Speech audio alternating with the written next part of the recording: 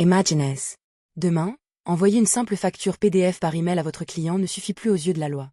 Et vous risquez une amende, simplement parce que votre entreprise n'est pas prête. À partir de septembre 2026, cette situation va concerner des millions d'entrepreneurs en France. Freelance, auto-entrepreneurs, artisans, dirigeants de PME ou de SASU, cette réforme va changer votre façon de facturer. Dans cette vidéo, je vous explique simplement ce qui change vraiment, qui est concerné, les dates à retenir, les erreurs à éviter, et surtout comment vous préparer dès maintenant, sans stress. Restez jusqu'à la fin. On verra 3 cas concrets d'entrepreneurs et les 5 étapes pour être prêt avant l'été. Première partie. C'est quoi, au juste, la facturation électronique? Beaucoup pensent qu'il s'agit juste d'envoyer un PDF. C'est faux. Désormais, une facture électronique devra être créée, transmise et reçue dans un format structuré, que les logiciels pourront lire automatiquement. Un PDF envoyé par email ne suffira plus. Les données devront circuler via des plateformes compatibles avec l'administration fiscale. L'objectif de l'État est clair, lutter contre la fraude à la TVA, automatiser les échanges entre entreprises, réduire les erreurs administratives et simplifier vos déclarations. Deuxième partie, les dates. Il y en a 2 à graver dans votre agenda.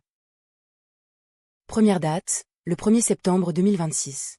Toutes les entreprises, sans exception, devront être capables de recevoir des factures électroniques. Et les grandes entreprises ainsi que les ETI devront déjà, elles, émettre leurs factures par voie électronique.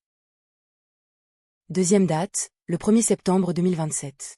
L'obligation d'émettre s'étend alors à tout le monde, TPE, PME, freelance, auto-entrepreneurs et micro-entreprises.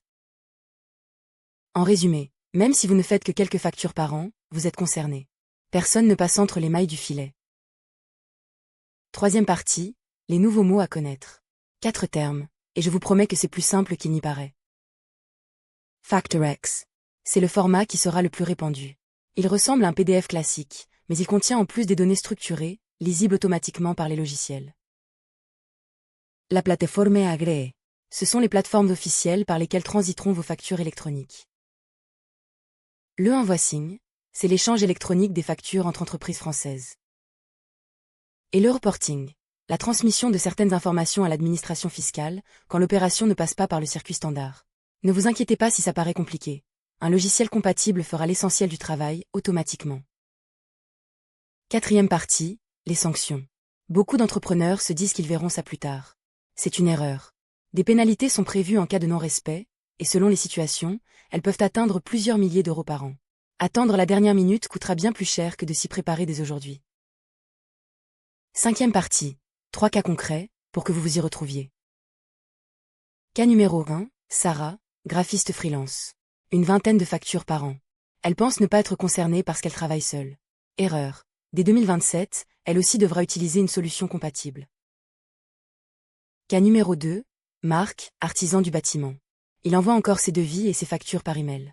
Demain, tout ça devra passer par une plateforme compatible. Mais s'il anticipe dès maintenant, la transition sera presque transparente pour lui. Cas numéro 3. Sophie, dirigeante d'une PME, plusieurs centaines de factures par mois. Pour elle, la réforme est une vraie opportunité. Automatiser une grande partie de son administration et gagner un temps précieux.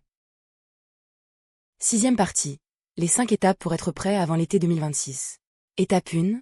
Auditez votre processus de facturation actuel. Étape 2. Identifiez le logiciel que vous utilisez aujourd'hui. Étape 3. Vérifiez sa compatibilité avec la réforme. Étape 4. Formez les personnes concernées dans l'entreprise. Et étape 5. Testez la réception et l'émission de factures électroniques avant l'échéance. Plus vous attendez, plus la transition sera compliquée. La réforme de la facturation électronique n'est plus une question de si. C'est une question de quand. Et ce moment arrive très vite. La bonne nouvelle, c'est que les entreprises qui s'y préparent dès maintenant vivront une transition simple, fluide et sans stress. Si vous voulez comprendre concrètement comment vous préparer et automatiser votre facturation avant les échéances, abonnez-vous à la chaîne Facture FI. On publie régulièrement des guides, des démonstrations et des conseils pratiques. N'attendez pas la rentrée, la vraie fenêtre de préparation, c'est maintenant.